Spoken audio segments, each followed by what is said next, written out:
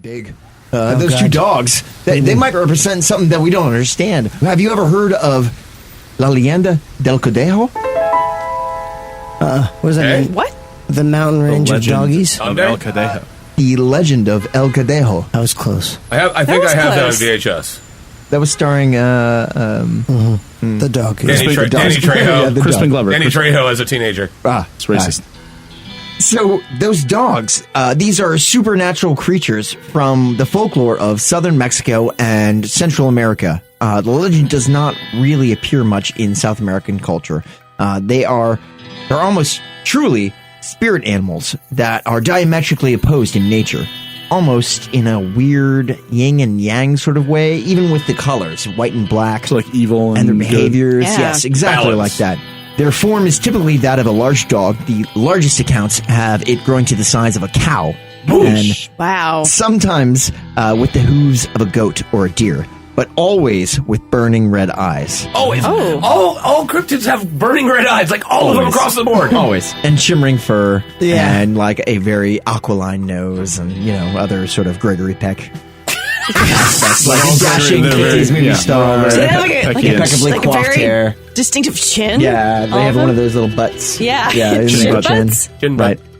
But they sometimes have a fiery link of chains that is linked around one of their legs. This is specifically in lieu to the Black Cadejo.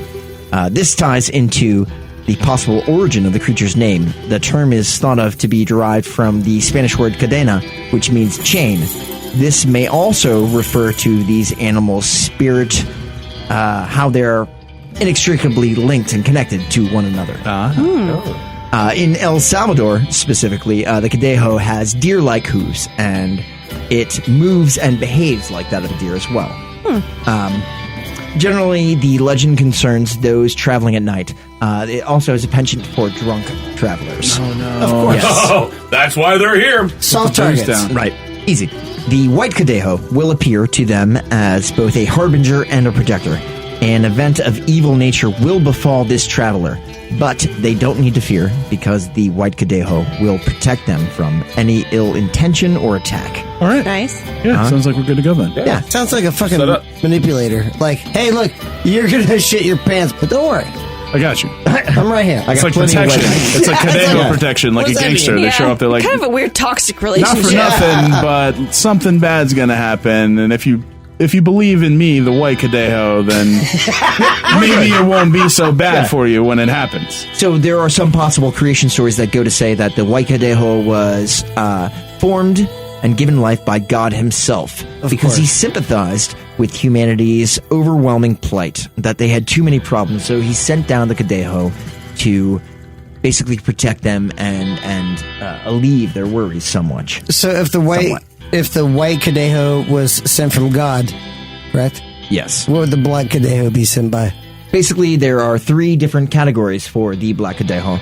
It's purported to haunt lonely roads and graveyards and is known for its pervading stench of sulfur and concentrated urine. Concentrated urine. Yeah, like- Not just your normal urine. No, There's like some you've special urine right been here. drinking You gotta nothing mix but more Mountain water Dew to Code get rid Red of it. for a week, and you've been saving it up. It's like black. It is comes out like black. It looks like apple cider when it's coming It's like out, the and fifth it's element, just like the as stuff viscous. leaking off of Right. like Gary Yes. Oldman's head. It's like It's got viscosity to it. it's like tapping a tree sap sort of deal there. that you Delicious. got, right? And Delicious. you have well water. Oh, God. Yeah. Like I was saying, on the other end of the spectrum is the Cadejo Negro.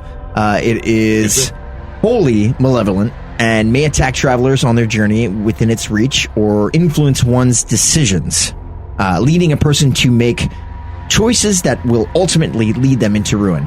They may also employ a curse onto the individual, forever bringing a life of misfortune and misery. And like I was saying, there are three different distinctions for the Black Cadejo. The least worrisome of the three differentiations is the progeny of a normal dog and a Cadejo. This is a hybrid that's mortal. It's a toy Cadejo. Yeah, A teacup Cadejo. Oh, that's a good band name. No, we actually never Cadejo. played with them. Yeah. Not even in Tampa. I know. We tried. They would never accept our gigs. So this hybrid is mortal, and it can be killed, albeit with great difficulty. They are extremely strong and powerful. And the site that I actually was researching this with said that you have to remember that many people in these rural areas, they travel alone at night with machetes. So when they say it's very difficult to kill, that's with a machete. All right. Make some work. Little elbow grease. Yeah, this particular creature does not bite its victims, but prods and nuzzles them with its snout and eventually drives them into madness. Not necessarily in that moment, but could be after that encounter. A nuzzle-based madness. Yeah, nuzzle madness. He nuzzles me into insanity. But it consumes entirely its victims. And people refer to this as, my pronunciation might be bad on this, Lo Jugo El Cadejo, or translating to something as, but... The juice of the Cadejo. Literally, Right. Chain juice. it means the coconut water. But when you're speaking, Like but when you're blood. speaking in conversation, they refer to it as that you were handled by the Cadejo, or that you were abused by the Cadejo. And this phrase is also applied Juiced to by the Cadejo. You were juiced by the Cadejo. But it's also applied to people that were born with mental illness. You'll say, he has the Jugo de Cadejo. Oh. The second form of the Black Cadejo is the spirit animal, which is most widely known, and that's this mysterious, malevolent canine. This creature, I've been asking about that canine. it draws out its prey with sounds as they are traveling, trying to freak them out and distract them. I don't like it. I don't like Come it. here. And once it has their attention, Hey, boy. Cass, Cass, stop it. Hey, white boy. once it has them enwrapped in something else, it jumps out of their hiding spot and attacks them. That is, if the white Cadejo is not around. The final and most terrifying form of the Black Cadejo is also that of a dog. But this is the animal that has been transformed from Satan himself into an animal. Not one of his apprentices or one of his Nope, interns. it's him. But he doesn't really get that involved. He's a very hands-off. He's micromanaging because this particular form of the Cadejo will never actually attack a human. It oversees. It just wrecks Yeah, your It life. has, quote-unquote, the eyes of evil. The project manager. Yeah.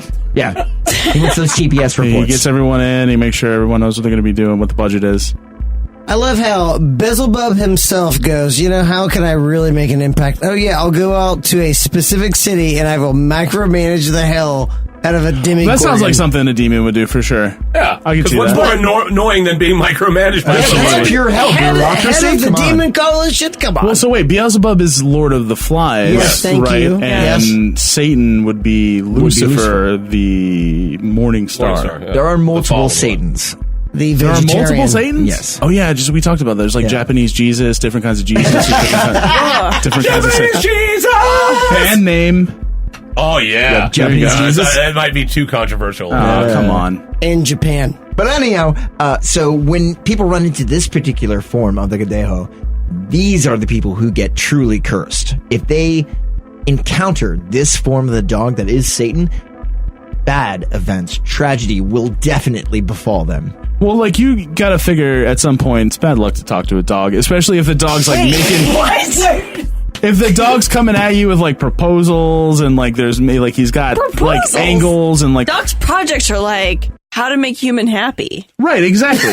If you're speaking to a dog and the subject matter audience, if you find yourself speaking to a dog and the subject matter is anything other than like fetch or food or just like hanging out in cuddles, then it's probably Satan, Black Cadejo. Well, I mean, I have a personal belief All that I've right. held like pretty much since I was a child. If you're talking to a dog and they talk back, that's Satan. Yeah. If a dog actually says words to you, if he's just that like, is hey, Satan dog. Thank you. If he's just like, hey, Depends on the can I word. get some bacon? Yeah, that's that might be Satan. Well, no, that's universal language. Phrase That's for a universal dog language. to learn. So, again, with the origins of these spirits, probably one of the most popular versions I've done in my research that I've seen comes from El Salvador. This talks about two brothers who are wandering, they're homeless during a storm, and they encounter the house of a black magician. And Wait, Never mind. Just keep going. I know you're Black going. magic. Just keep going. Black magic. All right, just keep going. don't qualify it like that. Yeah. Just keep going. Sorry.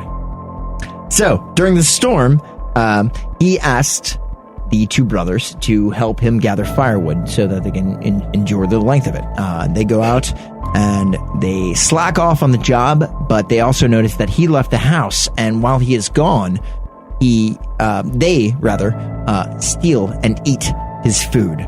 When the magician comes back and he finds out that some of the little bit of food that he had stored away for the storm is gone and that none of the work has been done, he puts a curse on the road that leads to the boys' villages. Voices bother the boys, and when they turn their backs on the voices, they get turned into creatures, a white Cadejo and a black one. And after going back to their village in their curse form, they get kicked out and have no choice but to wander. Wow. But what interests me is that if you have the one evil and you have the one good, and so they balance each other out, your life would be exactly the same if you didn't encounter them. That just like, what happened? Well, something bad almost happened, but then the white dogs happened. Well, no, but, you have to like But they're believe not- in the white Cadejo, and then he saves you from the black one. They don't always appear at the same time. Oh, so you're like, Oh, so You're you- lucky it's like a chance. if they're Okay. both there at the same time. Oh, okay. I thought they were just a pair. No, they don't always appear simultaneously.